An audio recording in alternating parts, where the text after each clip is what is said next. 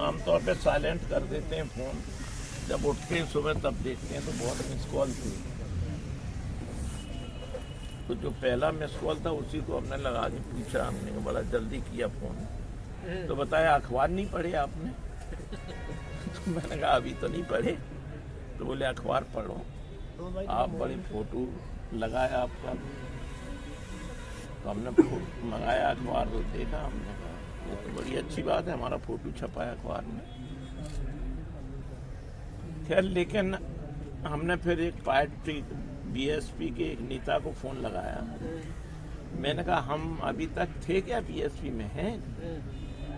बोले हाँ आप थे कि नहीं थे ये नहीं पता, लेकिन ये पता है कि आपके बीजेपी के 2 नेता गए थे, वो बीएसपी में आना चाहते हैं, लेकिन उनने ये शर्त रखी कि पहले राम लखन सिंह को बाहर निकालो हम। अच्छा। नहीं तो वो रहेंगे तब तक हमारा हिल्ला पड़ेगा नहीं।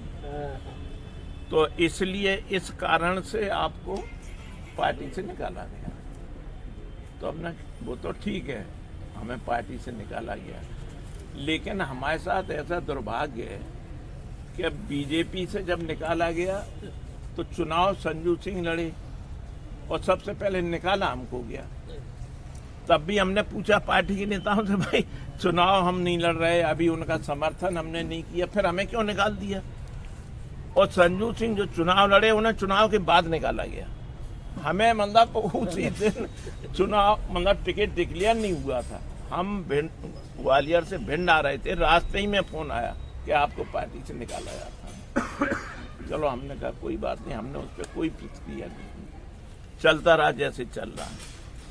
बीएसपी ने जब खैर ये संजू बन गए, उसके बाद लोकसभा चुनाव था, तो बहन जी ने हमें बहुत फ़ोन लगाए।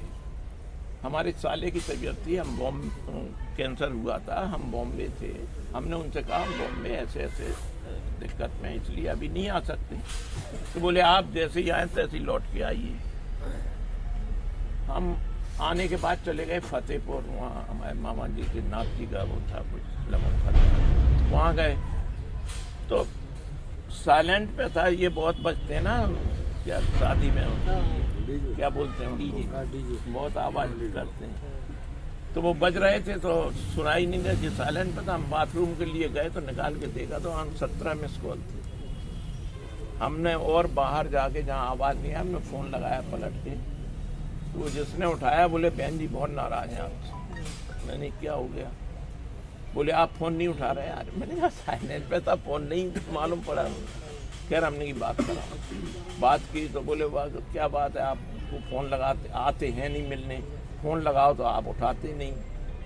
तो हमने बताया ऐसे ऐसे, हमने बताया तो था आपको। तो बोले अब तो बहुत दिन हो गए। तो हमने हाँ बताओ। बोले आप कल आ सकते हैं दिल्ली? हमने कहा ठीक है आ जाएंगे। तो हमने सोचा फतेहपुर है, यहीं से चले जाएंगे सीधे। एक आध घंटे बाद फ़ोन आया कि वो, ये बात है शायद 28 जनवरी की, और 3 फरवरी को बैठक बुलाई थी दिल्ली में सभी प्रदेशों की। तो बोले 3 तारीख को तो आपको आना ही होगा। मैंने यहाँ आना है। तो बोले आप 3 को ही आओ, फिर कल मत आओ, लेकिन 2 को आना पहले शाम को, बाकी अपनी बात हो जाएगी और फिर 3 को बैठक करके चले जाना। तो हमने कहा ठीक है। 2 को हम गए, हम और संजू थे, भेंट हुई। तो बोले पहले ऐसे ही बात इधर उधर की हो के फिर बोले कि वो हम कल डिक्लेयर कर रहे हैं, आपको चुनाव लड़ाना। तो हमने पूछा कहाँ से? बोले मुरैना से। तो हमने कहा ठीक है, अब इतना तो समय दो, हम एक बार जाके बात तो कर लें कि हम लड़ भी सकते हैं कि नहीं लड़ सकते। वो नहीं वो हमने सब पता कर लिया, हमें तो लड़ाना है, हमने तय कर लिया, वो कल डिक्लेयर करें। तो हमने कहा चलो ठीक है, आपने तय ही कर लिया है तो ठीक है, लेकिन 2 बातें हैं हमारी आपसे कि एक तो ऐसा मत करना कि कल के दिन कोई पैसे लेके आ जाए तो आप टिकट बदल दें हमारा। तो बोले आपसे कोई पैसा मांगा हमने? तो मैंने कहा लेकिन हमने जो देखा विधानसभा में, वो हमने कहा इसलिए मैं कह रहा हूँ, मुझे इस जो देखा उससे हमें डर लग रहा है। बोले नहीं आप चुनाव लड़िए, बस हमारी सभा करवा देना। सभा तो करवा लोगे, मैंने यहाँ सभा करवा दी। 3 तारीख को डिक्लेयर कर दिया, चल गया। हम भी साहब बड़े जोश में जाके लग गए, जाके वहाँ जब 8-10 दिन या 15 दिन बाद जब सिंबल आना था, तो एक दिन पहले प्रभारी हमको फ़ोन करके कहते हैं कि ज़रा बहन जी से आप बात कर लेना। मैंने क्या हो गया? वो नहीं, वो कह रहे हैं आपने फ़ोन ही नहीं किया। तो मैंने ठीक है कर लूँगा। रात को लगाया हमने फ़ोन, तो बोले आप जब से गए आपने फ़ोन ही नहीं लगाया। तो मैंने कहा हम चुनाव में लगे थे, हम आप थोड़ा रिलैक्स होते तब लगाते आप। बोले आपने अभी तक वो उसके लिए पैसे जमा नहीं कराए मीटिंग के लिए। तो मैंने कहा वो भी करा देंगे, अब चुनाव शुरू हुआ है। बोले हमने सुना अब 2 ठाकुर लड़ रहे हैं। तो मैंने वो तो पहले भी लड़े थे। तो आप कह रही थी हमने सब पता कर लिया, तो हमने ये पता नहीं किया था आपने कि पहले भी लड़ी थी। कोई नहीं तो देखना, मतलब हम चाहते हैं कि हम मतलब हराने के लिए नहीं लड़ाना चाहते। तो मैंने कहा ये तो देखो कोई निश्चित नहीं है कि कौन जीता है कौन हारेगा, चुनाव तो चुनाव है, लेकिन हम लड़ेंगे। अच्छा ठीक है। उस दिन कुछ नहीं बोला। फिर एक दिन बाद फिर फ़ोन आता है, बोले वो सब कार्यकर्ता कह रहे हैं कि मतलब अब आपका लड़ना ठीक नहीं है। तो मैंने कहा कार्यकर्ता कह रहे हैं, नहीं आप तो कह रहे हैं कि सब कार्यकर्ताओं से बात कर ली। बोले अब ऐसा बोल रहे हैं। हमने चलो ठीक है। हमने आप क्या मतलब आप क्या चाहते हैं? कोई नहीं, इसीलिए मैं बात कर रही थी। मैंने ठीक है बात कर रही थी। हमने कहा ये तो सब चुनाव में चलता रहता है। बात खत्म हुई, हमने लगाया उसको जो प्रभारी था। मैंने ये बात क्या है, ये क्यों बात हो रही? बोले साहब आप हमारा नाम मत लेना, बहन जी बदलना चाहते। क्यों?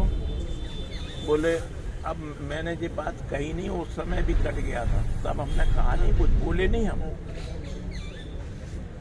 जब बीजेपी से निकाले तब भी नहीं बोले, बसपा से निकाले तब भी नहीं बोले। लेकिन अब लगातार ऐसा, इस पे एक दिन देख रहे थे हम फेसबुक पे, कहीं बिहार में कोई मर्डर हुआ था। जब क्रिमिनल लोग किसी का मर्डर करते हैं, तो अगर कोई ज़्यादा ताकतवर होता है, ऐसे आदमी का मर्डर करते हैं, तो वो बार बार पलट के देखते हैं, जो मर गया कि जिंदा तो नहीं है। मैंने ऐसी हालत कर रहे हैं। अब आप देख रहे हो राजनीति में इतना ही बार तो है कि आप पिता होने के कारण बेटा की मदद करते हैं। इसके अलावा कहीं कोई हमारी किसी पार्टी में या कोई सक्रियता तो नहीं, लेकिन फिर भी देख रहे हैं नवाज देख के कि मर गया कि जिंदा तो नहीं है। तो वहां जो गए पार्टी के बीजेपी के वरिष्ठ नेता गए और ये शर्त रखी कि उन्हें पहले पार्टी से निकालो। तो उन्होंने कहा ठीक है अभी निकाल देते हैं। और जब पार्टी से निकाल दिया तो उनसे कहा कि ठीक है आप ज्वाइन करो। तो बोले नहीं वो अभी ज्वाइन नहीं करेंगे, पहली प्राथमिकता हमारी बीजेपी है। तो बोले कि अभी तो जितने हुआ था। बोले अब ठीक है ना कि अब हम लड़ेंगे, लेकिन लड़ेंगे तभी जब बीजेपी नहीं देगी। तो अब शौक में आ गए वे लोग कि अब तो जो कुछ बात बनी नहीं। तो उन्होंने कहा चलो कुछ नहीं यार, कम से कम बहन जी के जन्मदिन पे तो कुछ दे दो ताकि बात बनी रहेगी। तो वो खैर जो भी हुआ, लेकिन मैं ये कहना चाहता था आप लोगों के माध्यम से कि बार बार मतलब ये क्यों होता, मतलब हमसे क्या परेशानी लोगों को। मैं अब प्रत्याशी नहीं, आगे भी संभावित नहीं। जो लोग आते हैं हमारे पास, चूंकि राजनीति में रहे इतने दिन तक, तो लोग आते हैं तो बस बैठ के मदद ही जो बनती है करते हैं। अब तो भी लोग लगे, उन्हें ये डर लगा है कि ये कहीं फिर से जिंदा ना हो जाए, तो नवाज पकड़ पकड़ के देख रहे हैं परमानेंट मरे कि नहीं मरे। तो फिर उन पार्टियों में इधर भी भग रहे हैं उधर भी भग रहे हैं, साहब इधर नहीं रहे उधर नहीं रहे। तो ये मैं आपके माध्यम से लोगों तक पहुंचाना चाह रहा था। आपको कोई नोटिस दिया है? कुछ नोटिस दिया था पहले? कुछ नहीं ऐसे कैसे कर नोटिस ना तो बीजेपी ने दिया था हमको, ना इन्होंने दिया। कोई पूछा जाता है इसमें आपने ये किया, इसमें कोई सफाई तो मांगी जाती है। हाँ न, कोई नोटिस नहीं, हमें तो बताया नहीं, हमें तो सुबह पता चला, लोगों ने फोन किया। जिले से कौन नेता हैं जो नाम उजागर करें, जो कौन 2 नेता जो गए थे वहाँ? नाम इसलिए नहीं उजागर, सब जानते हैं यार, सब लोगों को पता, आपको भी पता होना चाहिए, मुझे लगता होगा। भाई कितने उम्मीदवार रहते हैं?